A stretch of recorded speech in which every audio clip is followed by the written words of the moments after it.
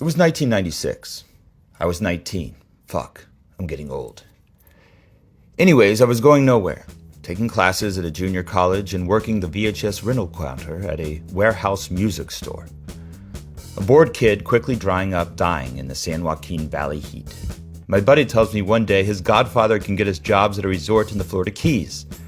I said yes before he told me anything else. Didn't even blink. I was already halfway there in my mind. Sunburned, drunk, beach-bound. I didn't know yet that they didn't have beaches in the Keys. Bad, warm beer hidden in a jumbo 7-Eleven cup. What did I know? Nothing, except I wanted it. I was already on my way to Isla Morada. The signs called it the sport fishing capital of the world, and I guess it could have been. I was just happy to be there.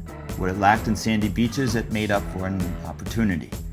Beautiful dim-lit dive bars would let underage guys like me in as long as we swore we were the sober drivers and that we wouldn't drink. Swear it. Promised it. Crossed hearts. Obviously, we'd show up drunk. A 32 of Miller High Life for a few Mickey's grenades and a short walk up the road. So we weren't really lying. If we passed up this chance, we'd regret it forever. Or until we were 21. Show up, under 21, you got a wristband, over 21, wrists were unbound. I will say it was pretty easy to level up your age. Once inside, we'd cut the cuffs and slip through the cracks like water. Older, freer, louder. Whoa, the cracks like water. Too loud. Don't want to get kicked out. The places were not that big. They had to know, right? But that's not the story. This story is about something much smaller. I worked banquets, long stretches of weekend shifts, 20 hours easy, prepping and serving plates from the hot back rooms behind Paradise to the tables of drunk wedding attendees. But it didn't matter because we had the rest of the week off and we were living on coconut air and rum sweat. We'd show up at 5 a.m. and work till 3 a.m. Around midnight, we'd start the drinking as we cleaned.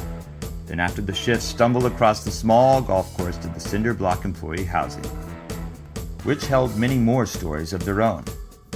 But this is about a guy named Briel. He was tall and wiry. He was 20, maybe 22.